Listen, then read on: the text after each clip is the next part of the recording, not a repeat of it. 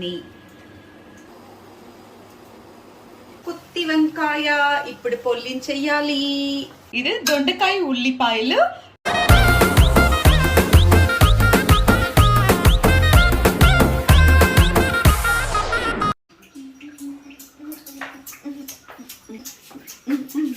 Hi అందరికీ నమస్కారం. బాగున్నారా? ఇవాళ మనం చూడబోయేది Telugu channel Lakshya junction Tamil channel only one. ஆக்சுவலா இன்னைக்கு நம்ம வந்து ஒரு நல்ல ஆந்திரா மீல்ஸ் சமைக்க போறோம். ஸோ அதனால சும்மா ஒரு ஓப்பனிங் வந்து தெலுங்குல கொடுக்கலாமே அப்படின்னு. பொதுவாகவே ஒவ்வொரு சமையலும் ஒரு ரெசிபியும் நல்லா தான் இருக்கும், டேஸ்டா தான் இருக்கும். ஒவ்வொரு ஊருக்கு போகும்போது அந்த ஊர் சாப்பாடு சாப்பிடணும் அப்படின்னு எல்லாருக்குமே ஆசையா இருக்கும். அது நம்ம விரும்பி சாப்பிடுறதுன்னு பாத்தீங்கன்னா செட்டிநாடு வகையறா சமையல்கள் எல்லாமே ரொம்ப நல்லா இருக்கும். அதே மாதிரி உடுப்பி வகையறாக்கள் அது ஒரு பக்கம் நல்லா இருக்கும். இந்த பக்கம் கேரளா ஸ்டைல் அது சூப்பரா இருக்கும். இந்த பக்கம் வந்தோம்னா நம்ம ஆந்திரா ஸ்டைல், ஐயோ கார சாரமா அப்படியே கண்ணுலயும் மூக்குலயும் தண்ணி ஒழுக சாப்பிடும் போது ஒரு ருசி கிடைக்கும் பாருங்க, அப்படி இருக்கும். ஃபேன் எல்லாம் ஆஃப் பண்ணிட்டு தான் சாப்பிடணும் கண்டிப்பா அந்த சாப்பாடு, அது ரொம்ப முக்கியம்.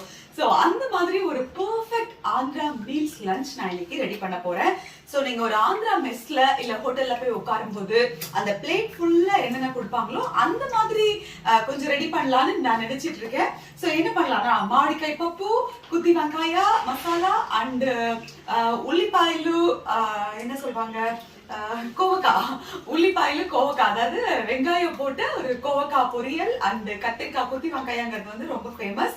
அந்த மசாலா பண்ண போறேன். அண்ட் மாங்காய் போட்டு ஒரு பருப்பு அண்ட் தக்காளி ரசம், அதுக்கப்புறம் வந்து இன்னொன்னு கோஸ் பொரியல், அதுவும் பச்சை மிளகாயிலேயே பண்ண போறேன். செம்மையா இருக்கும். ரசம் கூட பச்சை மிளகாய் தான். சோ இன்னைக்கு நம்ம பண்ண போற எல்லா ஐட்டத்துலயும் பச்சை மிளகாய் இருக்க போது, ஸ்வீட்டை தவிர.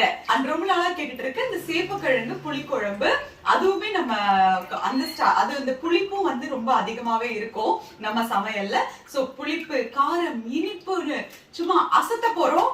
அதுக்கெல்லாம் இப்படி பேசிட்டே இருந்தா நடக்காதுங்க. போல்ட் இந்த பணி உண்டாய். So we will start now.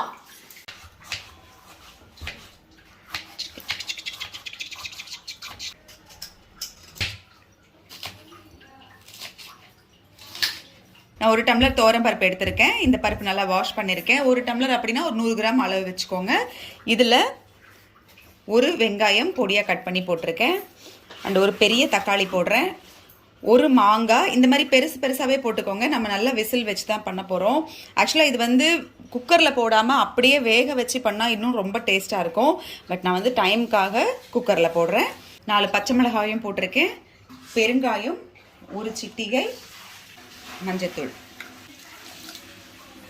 ஊற்றி அப்படியே மூடி வேக வச்சு இறக்கி கடைஞ்சா மாடிக்காய் பப்பு ரெடி. இது சேப்பக்கிழங்கு புளிக்குழம்பு. கடுகு உளுத்தம் பருப்பு, வெந்தயம், மம்மி டான்சிங் ரோஸ், நம்ம வீட்டு டான்சிங் ரோஸ், ஆடிதான் விசில் அடிப்பாரு. சின்ன வெங்காயம், ஒரு 5 பூண்டு, தக்காளி இப்படி கையில் நல்லா கொஞ்சம் கரைச்சி போட்டால் நல்லாயிருக்கும். இது நல்லா எண்ணெயெல்லாம் வெளியே வரும்போது ஒரே ஒரு பச்சை மிளகாயை இது 2ஆக கட் பண்ணி போடணும். இதில் இப்போ கரைச்சி வச்சுருக்க புளி ஊற்றிடலாம். புளி ஊற்றின பிறகு உப்பு, மிளகாய்த்தூள். நம்ம வந்து மீன் குழம்பு அந்த மாதிரி காரக்குழம்புலாம் பண்ணும்போது வெங்காயம் தக்காளிலேயே மிளகாய் தூள் போடுவோம். பட் இந்த புளிக்குழம்பு பண்ணும்போது இப்படி தான் போடணும். இதெல்லாம் ஒரு டெக்னிக். மஞ்சத்தூள். சேப்பக்கிழங்கு நல்லா வேக வச்சு எடுத்துருக்கேன். நான் ஒரு 1/4 கிலோ சேப்பக்கிழங்கு எடுத்துருப்பேன். நிறைய ஐட்டம் பண்ணுறதுனால எல்லாமே கொஞ்சம் கொஞ்சமாக பண்ணுறேன். குழம்பு நம்ம புளி தாளித்த உடனே இந்த சேப்பக்கிழங்கு இந்த மாதிரி உரிச்சு போட்டுட்டணும். இதுலேயே அது ரசமெல்லாம் இறங்கினாதான் நல்லா இருக்கும். நல்லா சுண்டி நல்லா குட்டியாக வரணும். சேப்பக்கிழங்கு புளிக்குழம்பு ரெடி. இப்போது பருப்பு, மாங்காய், தக்காளி எல்லாம் நல்லா வெந்திருக்கு. இதை ஒரு தடவை இப்படி கடைஞ்சிட்டு கொஞ்சம் உப்பு போட்டுக்கணும். நம்ம உப்பு போடல. ஸோ ஒரு பேன் வச்சு ஒரு 2.5 ஸ்பூன் எண்ணெய் விட்டு கடுகு உளுத்தம் பருப்பு, காஞ்ச மிளகாய், ஒரு 2 மிளகாய், ஒரு 4 சின்ன வெங்காயம், இது நல்லா வதங்கினதும் இந்த பருப்பு எடுத்து வச்சு இதில் இதை கொட்டிடணும். இதில் வந்து ஒரு எலுமிச்சப்பழ அளவுக்கு புளி எடுத்துக்கிட்டு நல்லா கரைச்சி இதில் விடலாம். ஏன்னா அது கெடாமல் இருக்கும், அதுக்காக தான். இப்படியே இருக்கட்டும். இந்த புளி கொதிக்கிற டைம் தான். மாவடிக்காய் பப்பு நல்லா ரெடி ஆயிடுச்சு. அந்த புளி வாசனை எல்லாம் போயாச்சு. இதை இப்படியே ஆஃப் பண்ணிட்டு இதில் அப்படியே கொத்தமல்லியை தூவி நெய் ஒரு அரை ஸ்பூன் அப்படியே விட்டு அப்படி மூடி வச்சிடலாம். சேப்பக்கிழங்கு புளிக்குழம்பும் நல்ல திக்கா, பார்த்தீங்களா, நல்லா திக்கா ரெடி ஆயிடுச்சு. கிட்டத்தட்ட ஒரு 15 நிமிஷம் நான் வந்து சிம்லேயே வச்சு கொதிக்க விட்டுருக்கேன். இந்த காயிலெல்லாம் நல்லா ஜூஸ் இறங்கியிருக்கும், ஐ மீன் குழம்போட டேஸ்ட் இறங்கியிருக்கும். இப்போ நம்ம இறக்குறதுக்கு முன்னாடி ஒரு அரை ஸ்பூன் எண்ணெய் இந்த மாதிரி விடும்போது என்னன்னா நிறைய எண்ணெய் ஊற்றுன மாதிரி ஒரு ஃபீல் வரும், நல்லா இருக்கும். பட் நம்ம நிறைய எண்ணெய் ஊற்ற வேண்டாம். இப்போ ஆஃப் பண்ணிட்டு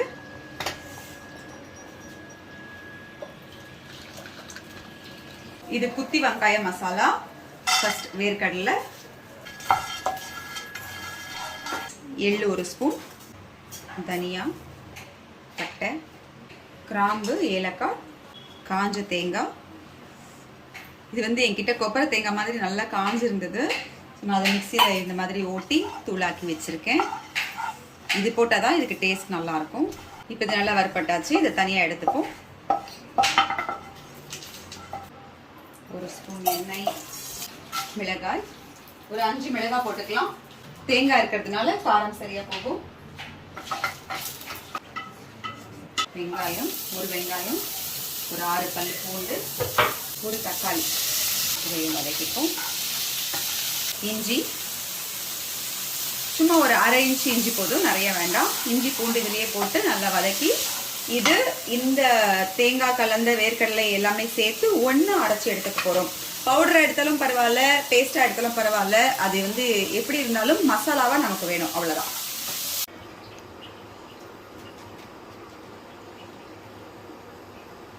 இதை ஃபுல்லாக கட் பண்ணாமல் இந்த மாதிரி கட் பண்ணணும்.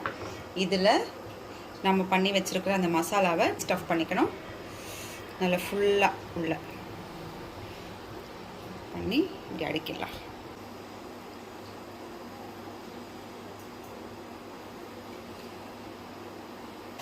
நல்லா கொஞ்சம் எண்ணெய் விட்டு இந்த எண்ணெய் நல்லா சூடாகணும். ஆக்சுவலாக நம்ம வந்து இதே குத்தி வெங்காய சாதத்தில் போட்டு பிசைஞ்சிக்கிற மாதிரி சாப்பிட்றதா இருந்தால் கொஞ்சம் கிரேவியாக பண்ணலாம். பட் நான் வந்து இன்னைக்கு மசாலா மாதிரி பண்ண போகிறேன் தொட்டுக்கிறதுக்காக. அதனால நம்ம வந்து வெங்காயம் தக்காளி இப்போ ஆட் பண்ண வேண்டாம், ஆல்ரெடி போட்டதே போதும். இப்போ இந்த எண்ணெயில் இது இப்படி ஒவ்வொன்றா வச்சிடலாம்.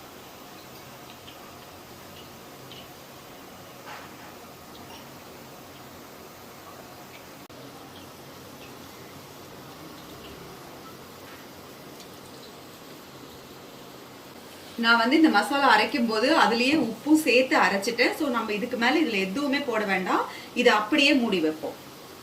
அடுத்தது தொண்டைக்காய் உள்ளி வேப்பிடு. இதுக்கு வந்து தொண்டைக்காய் அப்படின்னா கோவக்காய். இதை வந்து நம்ம இப்படி கட் பண்ணிக்கணும். இவ்விதமாக கட் பண்ணி இதை உப்பு போட்டு தண்ணி ஊற்றி வேக வைக்கணும். இது நம்ம கோவக்காக்கான மசாலா. சும்மா கொஞ்சமாக இஞ்சி, 3 மிளகாய், 1 ஸ்பூன் ஜீரகம், இதை போட்டு முதல்ல அரைச்சிப்போம். இந்த அளவு அரைஞ்சதோ இந்த மாதிரி கட் பண்ண வெங்காயம், ஒரு 2 வெங்காயம் போட்டுக்கலாம். நான் அந்த கோவக்காய்க்கு இந்த 2 வெங்காயம் போடுறேன். கோவக்காய் வெங்காயம் பொரியல். இது கடுகு உளுத்தம் பருப்பு. நம்ம வேக வச்ச அந்த கோவக்காய் நல்லா வெந்துருச்சு பாருங்கள், சூப்பராக வெந்துருச்சு. ஸோ இதுதான் நம்ம ஃபஸ்ட்டு போடணும்.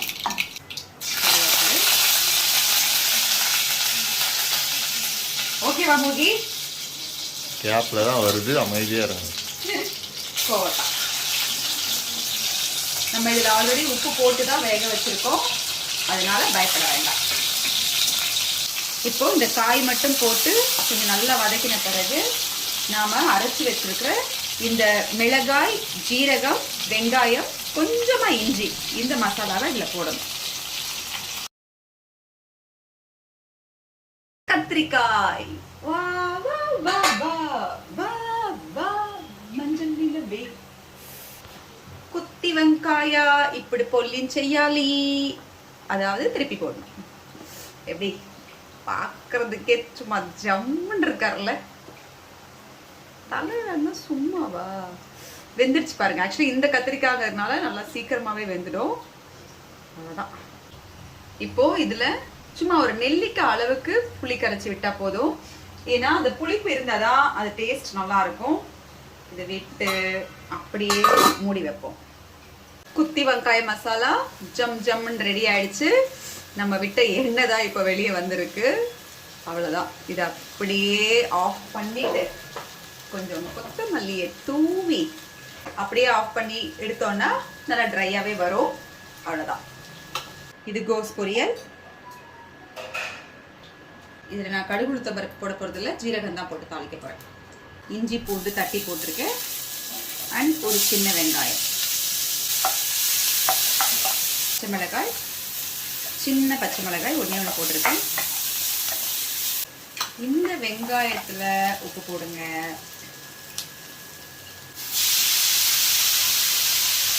இப்போ கோஸ் பொரியல் ரெடி ஆயிடுச்சு. நான் சும்மா ஒரு சின்ன பச்சை மிளகாயை பாதி கட் பண்ணி போட்டிருக்கேன். ஃபைனலாக அதோட டேஸ்ட் இறங்க இறங்க நல்லா இருக்கும். அண்ட் நம்ம பண்ண வேண்டிய லாஸ்ட் வேலை, தேங்காய் இந்த மாதிரி நான் மிக்சியில் போட்டு எடுத்து வச்சுருக்கேன். துருவியும் போடலாம்.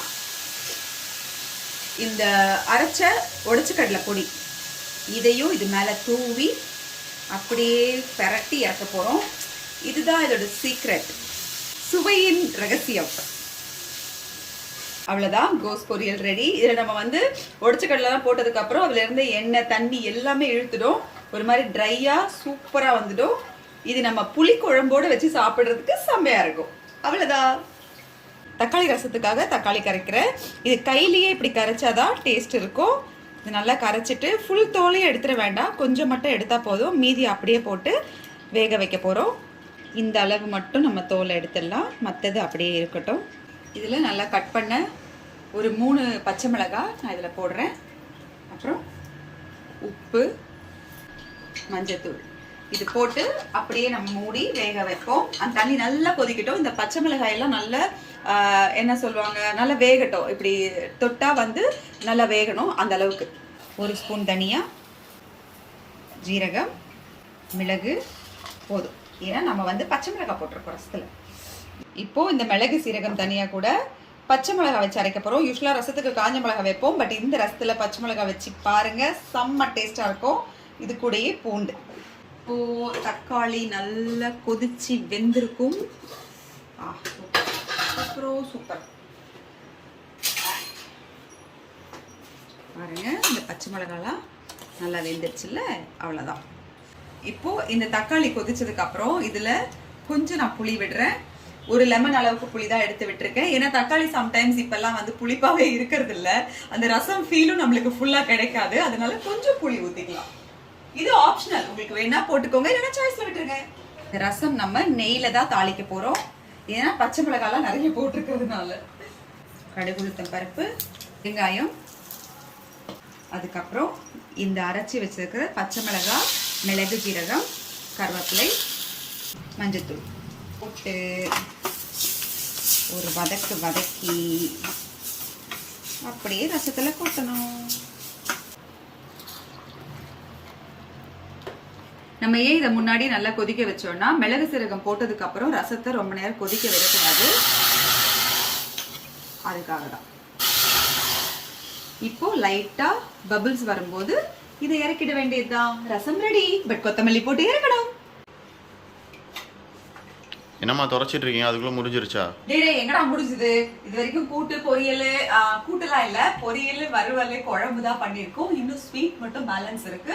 சோ நான் வந்து ஆரம்பத்துல பூத்திரைகள் பண்ணலாம்னு நினைச்சேன். பட் அந்த ஐடியாவை நான் இப்போ கேன்சல் பண்ணிட்டு நல்ல ஒரு பைனாப்பிள் கேசரி பண்ண போறேன். பட் அதுக்கு முன்னாடி இந்த ட்ரெஸ் பத்தி நிறைய பேர் கேட்பீங்கல்ல, நல்லாக்கா?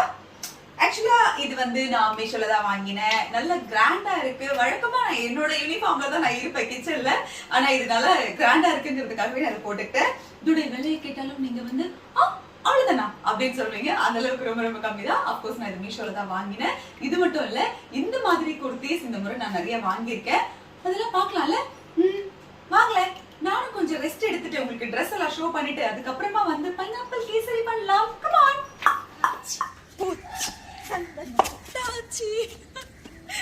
அப்பா, இந்த புது ட்ரெஸ் போட்டுட்டு ஷோ பண்றது இருக்கே, அது ஒரு அலாதியான சந்தோஷம். அதெல்லாம் அனுபவிக்கிறவங்களுக்கு தான் தெரியும். எப்படி இருக்குங்க இந்த குர்த்தி? எனக்கு ரொம்ப பிடிச்சிருந்தது. ஒரு லாங் குர்த்தி, அதுவும் பிளாக் அண்ட் ஒயிட் காம்பினேஷன். எனக்கு இதுல ரொம்ப இம்ப்ரெசிவா இருந்தது அப்படி சொல்லணும்னா இந்த எம்ப்ராய்டரி டிசைன் தாங்க. இது பார்த்தீங்கன்னா ஒரு ரெட் கலர்ல அப்படியே நல்ல ஒரு அழகான எம்ப்ராய்டரி டிசைன், சூப்பராக இருந்துச்சு. இதுதான் பார்த்தோன்னே எனக்கு ரொம்ப பிடிச்சது. ஆனால் ஃபிட்டிங்கும் அந்த கிளாத்தோட மெட்டீரியல் குவாலிட்டியும் சான்ஸே இல்லைங்க. நான் மிகைப்படுத்தி சொல்லவே இல்லை. இது நான் இப்போதான் கவர்ல இருந்து பிரித்து அப்படியே போட்டேன். எப்படி இருக்குன்னு கூட நான் யோசிக்கவே இல்லை. ஆனால் ஃபிட்டிங் வந்து அவ்வளோ எக்ஸலண்ட்டாக இருக்குது. அண்டு கிளாத்துமே ரொம்ப நல்லா இருக்குது. இதோட ப்ரைஸோட கம்பேர் பண்ணும்போது செம்ம எனக்கு ரொம்ப பிடிச்சிருந்ததுங்க. அடுத்தது பார்க்கலாமா? Yellow with red. அடுத்த இந்த ட்ரெஸ் பார்த்தீங்கன்னா ஒரு எல்லோ வித் ரெட். இதுலயும் என்ன ரொம்ப கவர்ந்தது இந்த எம்ப்ராய்டரி பூ தான். பார்த்தீங்கன்னா அவ்வளோ அழகா இருக்கு. லெஃப்ட்ல ஒன்று, ரைட்ல ஒன்று. இந்த அழகை பார்த்து தான் நான் வாங்கினேன். அண்ட் அப்கோர்ஸ் இந்த கலர் காம்பினேஷன் நல்லாவே இருக்கும். அது பார்த்த உடனே எல்லாருக்குமே பிடிக்கும். நான் எப்போ சொல்ற மாதிரி நம்ம போடுற ட்ரெஸ் எல்லாம் வந்து ட்ரெண்டியாக இருந்தாலும் அதுலேயும் ஒரு அழகான ஹோம்லி லுக் கிடைக்கணும் அப்படின்னு நினைப்பேன். அந்த மாதிரி கிடைச்சது தான் இந்த டாப். இதுவுமே ஒரு லாங் குர்த்தி தான். ஸோ எனக்கு பிடிச்ச மாதிரி இதுக்கு இந்த மாதிரி ஆங்கிள் லென்த் பேண்ட் போட்டால் ரொம்ப நல்லாயிருக்கும். இந்த மாதிரி பேண்ட்டுமே நான் மீஷோவில் தான் வாங்கினேன். ஸோ இந்த ரேட்டு ட்ரெஸ்ஸோட கோடும் கொடுக்குறேன். அவ்வளோதானா? இல்லை இன்னும் இருக்கு. என்ன மேரே சிமிக்கி கம்பல். கம்மலுக்கு ஆட் இல்லைங்க, இந்த ட்ரெஸ்ஸுக்கு தான். இங்கே பாருங்க.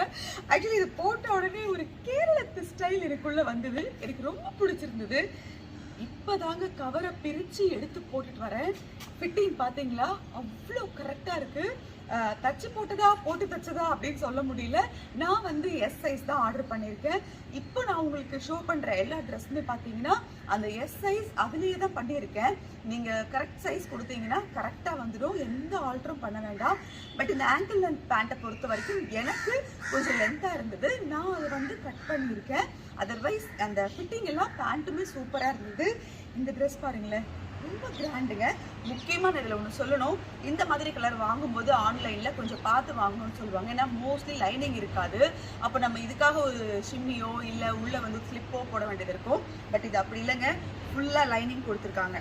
இங்கே பாருங்க, ஃபுல்லாக லைனிங் இருக்குது இந்த கிளாத்தில், நல்ல காட்டன் கிளாத்து. ஸோ மெட்டீரியலும் சூப்பராக இருக்குது. அண்ட் இந்த டிசைனும் பார்த்தீங்கன்னா பூ போட்டிருக்கு, அப்புறம் கோல்ட் ஸ்ட்ரைப்ஸ் மாதிரி கொடுத்துருக்காங்க. சூப்பராக இருக்குங்க. அவ்வளோதானா? இல்லையே, இன்னும் ஒண்ணு இருக்கு. எனக்கு மையழகு குர்தாவில் கருப்பு அழகு. வேற என்ன சொல்றது, கருப்பு தான் அழகுன்னா அப்புறம் வேற கலரே போட முடியாது. ஸோ இந்த அழகான பிளாக் கலர் குர்த்தி இது நான் முக்கியமாக வாங்கினதுக்கு ரீசன், இதே மாதிரி என்கிட்ட வந்து க்ரீன் கலரில் ஒன்று இருக்குங்க. அந்த மெட்டீரியல் வந்து அவ்வளோ சாஃப்டாக இருக்கும். அண்ட் இந்த ஒர்க் இருக்கு இல்லையா, இது பார்க்குறதுக்கு கொஞ்சம் கிராண்டாகவும் தெரியும். சிம்பிள் அண்ட் கிராண்ட் இது ரெண்டுமே கலந்தது. நாள் முழுக்க போட்டுட்டு இருந்தாலும் ரொம்ப கம்ஃபர்டபுளாக உறுத்தாம இருக்கும். இன்னொன்று இந்த பாருங்க, கையில கூட அந்த பார்டர் மாதிரி கொடுத்துருக்காங்க. கிளாத் ரொம்ப நல்லா இருக்கு. ஆனால் இந்த ட்ரெஸ்ஸை பொறுத்த வரைக்கும் நான் எம் சைஸ் தாங்க ஆர்டர் பண்ணேன். அதுவே கரெக்டாக இருக்கு. சில பிராண்டை பொறுத்து நமக்கு வந்து அந்த சைஸ் வேரி ஆகும், அது எல்லாருக்கும் தெரியும். நான் கொடுக்குற அந்த கோட்ல இருந்து நீங்க போய் பார்த்தீங்கன்னா அதே மாதிரி புக் பண்ணால் கண்டிப்பாக வரும். பட் இந்த ட்ரெஸ் புக் பண்ணும்போது மட்டும் ஒரு சைஸ் அதிகமாக எடுங்க, அப்போதான் கரெக்டாக இருக்கும். அப்புறம் நான் சொன்னேன்னு சொல்லி சேம் சைஸ் வாங்கி என்னம்மா இது அப்படின்னு திட்டாதீங்க. இங்க நம்ம வந்து ஒரு பெரிய சமையல் பண்ணிட்டு இருந்தோம்ல, சமையலை முடிச்சுட்டு போய் ஷாப்பிங் பண்ணலாம். சமையல் பண்ணிக்கிட்டே ஷாப்பிங் பண்றது இருக்கு பாருங்க, அது ரொம்ப கஷ்டம். அதுவும் மறுபடியும் அந்த கண்டினியூட்டி ட்ரெஸ்ல போய் மாறுறது இருக்கு பாருங்க, அது ரொம்ப ரொம்ப கஷ்டம். நான் கிளம்புறேன். இந்த ட்ரெஸ்லாம் எப்படி இருக்கு கண்டிப்பா சொல்லுங்க. மீதி அங்க போய் பேசிக்கலாமா? வந்துட்டேன். இந்த ட்ரெஸ் வாங்குறது ஒரு சந்தோஷம், அதை போட்டுக்கிறது ஒரு சந்தோஷம், அதை எல்லாருக்கும் காமிக்கிறது ஒரு சந்தோஷம். ஆனா அதெல்லாம் விட இந்த மாதிரி முடிச்சுட்டு பழைய நிலைக்கு மாறுறது இருக்குல்ல, அது ரொம்ப கஷ்டங்க. நான் வேற பேசிக்கிட்டே இருக்கேன். இன்னும் ஒண்ணு பாக்கி இருக்கு, ஸ்வீட். அதை முடிச்சிடலாம் டக் டக் டக்குன்னு. அதுக்கு முன்னாடி இப்ப நீங்க பார்த்த இந்த குர்த்திஸ் ட்ரெஸ் எல்லாமே எப்படி இருந்துச்சுன்னு சொல்லி கமெண்ட்ல சொல்லுங்க. எது ரொம்ப பிடிச்சிருந்தது, எது ரொம்ப ரொம்ப பிடிச்சிருந்தது, எது சுமாரா பிடிச்சிருந்தது எல்லாமே சொல்லுங்க. கமான், இதில் நெய் போட்டுக்கலாம். இது டபுள் ரோஸ்டட் ரவையா இருந்தாலும் நாம கொஞ்சம் வரப்போம். இப்போ ரவை நல்லா வறுபட்டாச்சு. இதுல இப்படியே நம்ம தண்ணி ஊற்றலாம். இது வறுத்த ரவைங்கிறதுனால கெட்டி கெட்டியா ஆகாது. அவ்வளோதான். இப்போ இந்த ரவை நல்லா குக் ஆயாச்சு. நான் வந்து சர்க்கரையோட ஏலக்காய் சேர்த்து பொடி பண்ணி வச்சிருந்தேன், அதை இதுக்கு போடுறேன். 1 கப் ரவை எடுத்தோம்னா 3/4 கப் சர்க்கரை போட்டுக்கலாம், நல்லா இருக்கும். ஈக்குவலா போட்டா கொஞ்சம் அதிகமா இருக்க மாதிரி இருக்கும். இந்த முந்திரி திராட்சை நான் வறுத்து வச்சிருக்கேன் நெய்யில, அதை இதுல போட்டுறேன். முதல்ல நான் வந்து நெய் கம்மியா தான் போட்டேன். இப்பதான் மெயின் இன்கிரிடியன்ட் சேர்க்க போறேன். இப்போ இந்த அளவுக்கு கொஞ்சம் தண்ணியா இருக்கும் போதே நம்ம பைனாப்பிள் சேர்த்துடணும். பைனாப்பிள் நீங்க சாப்பிட்டு பாருங்க, அது கொஞ்சம் புளிப்பா இருந்ததுன்னா கொஞ்ச நேரம் சுகர் வாட்டர்ல டிப் பண்ணி வைங்க, அப்படியே ஊறட்டும். இந்த பைனாப்பிள் நல்ல ஸ்வீட்டா இருந்தது, அதனால நான் எதுவுமே பண்ணல. இப்போ நேரடியா நான் அப்படியே போட்டுட்டேன்.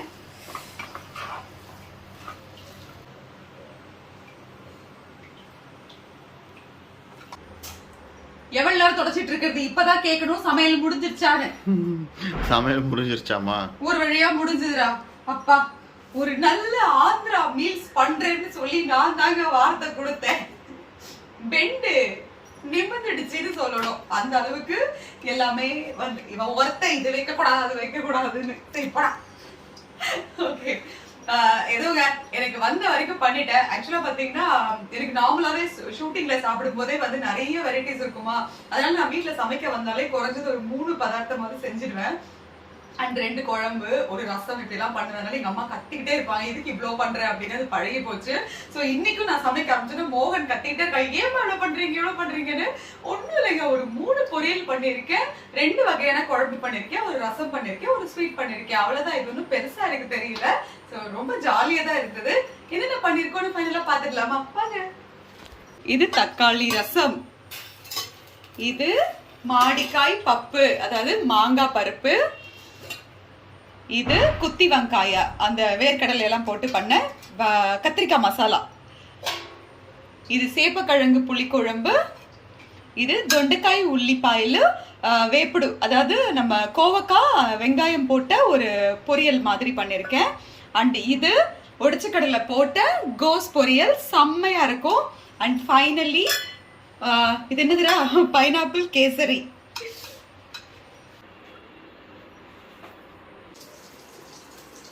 பெல்லின்டி வண்டலு ரெடி.